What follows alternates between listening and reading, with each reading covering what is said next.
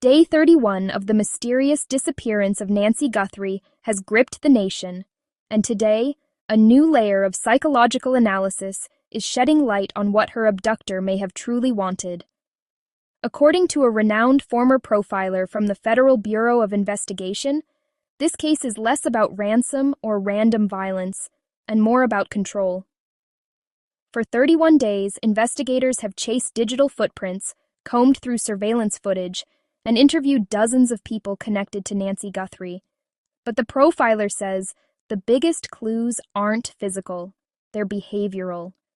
He explains that when an abduction stretches beyond the first 48 hours without a ransom demand, it often signals a different motive.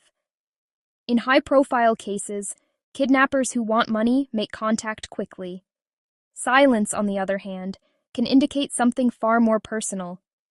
The profiler believes Nancy's abductor may have been driven by obsession rather than financial gain. He points to 3 chilling indicators. First, the planning. There were no signs of forced chaos. The abduction appeared calculated, suggesting someone who had studied Nancy's routine. That level of preparation typically indicates fixation, someone who had watched, waited, and fantasized long before acting. Second, the lack of public communication. Many criminals crave recognition or leverage. In this case, there has been no manifesto, no taunting message, no attempt to control media narratives.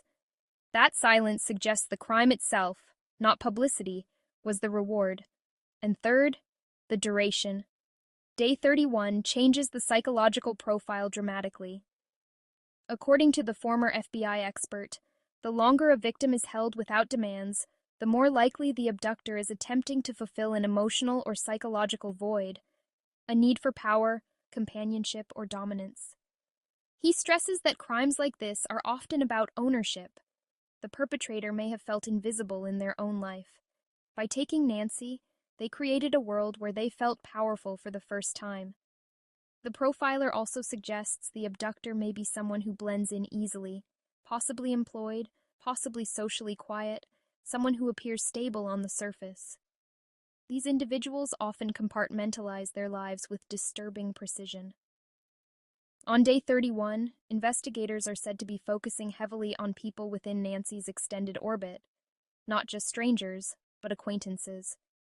Because statistically, in long-term abduction cases, the perpetrator often has some form of indirect connection to the victim. The most haunting part of the profiler's analysis? He believes the abductor likely rehearsed this scenario mentally for months, maybe even years. That means small, seemingly insignificant interactions in the past could now hold enormous importance. While authorities continue their search, today's psychological breakdown shifts the conversation from who to why. And understanding why could be the key to predicting the abductor's next move. Day 31 is not just another day in the investigation. It's a turning point in understanding motive. If this was about money, we would have seen movement. If this was about revenge, we would have seen communication. But if this was about control, the silence makes terrifying sense. As the nation waits for answers, one thing becomes clear. Solving this case may depend on understanding the mind behind it. What do you think the abductor truly wanted? Subscribe for more updates as this case develops, and drop your thoughts in the comments below.